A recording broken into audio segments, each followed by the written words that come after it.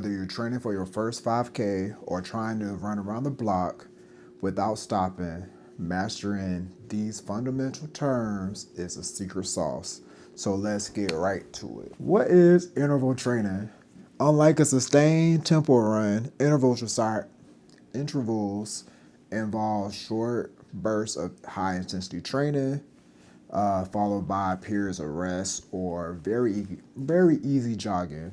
So repeat this like work, rest cycle like multiple times. Think about it as a structured burst of speed. So common intervals might be 400 meters if you're running on track, 800 meters, or even time intervals like 60 seconds fast, 90 seconds rest. How do we break up our running like this? Interval training targets something different than a tempo run.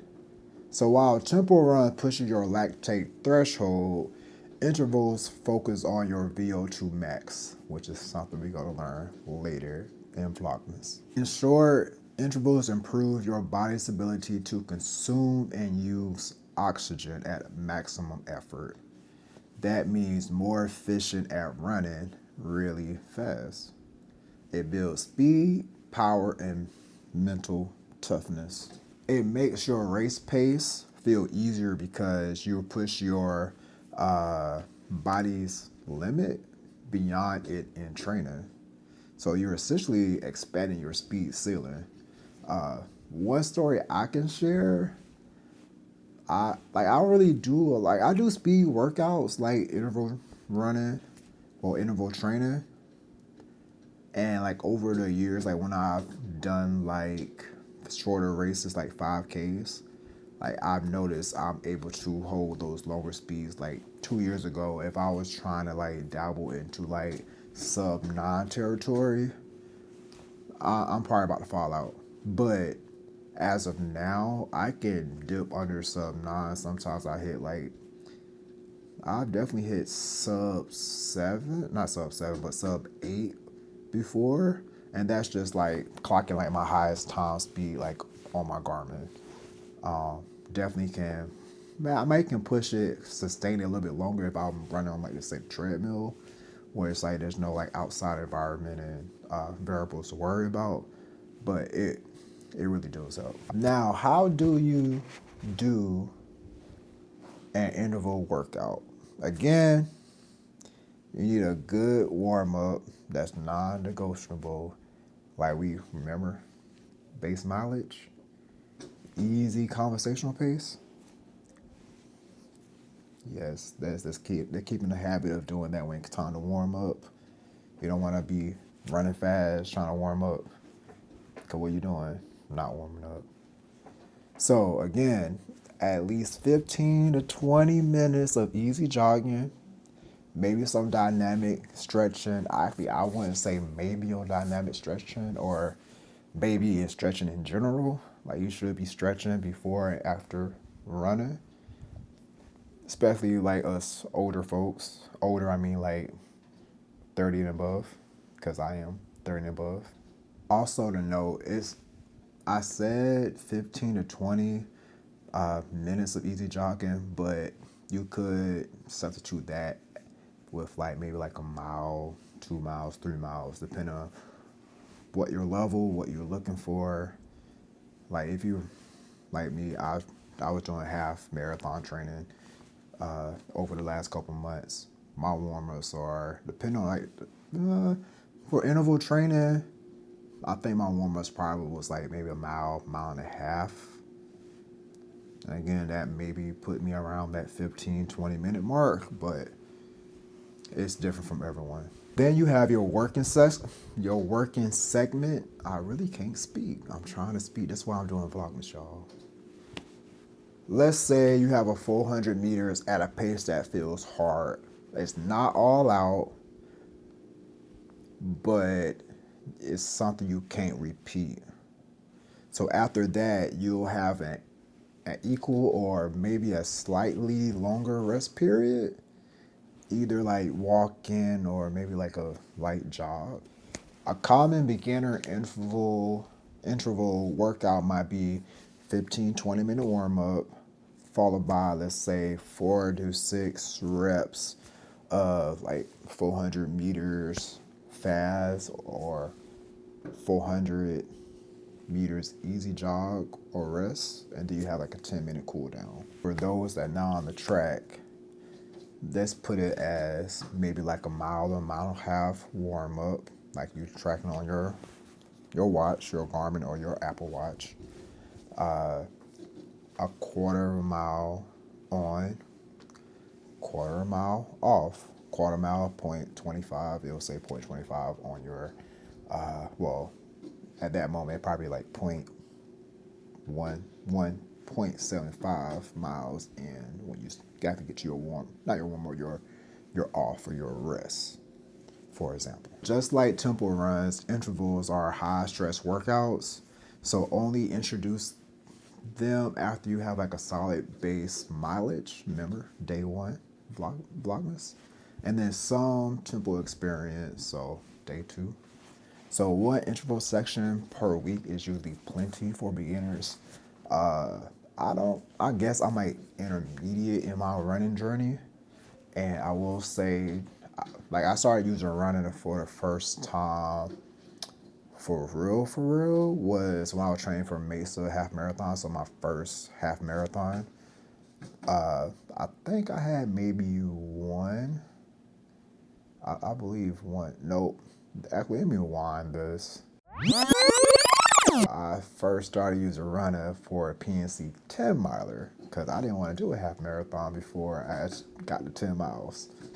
And I think I had maybe 3 or 4 runs a week. I think it was about 30.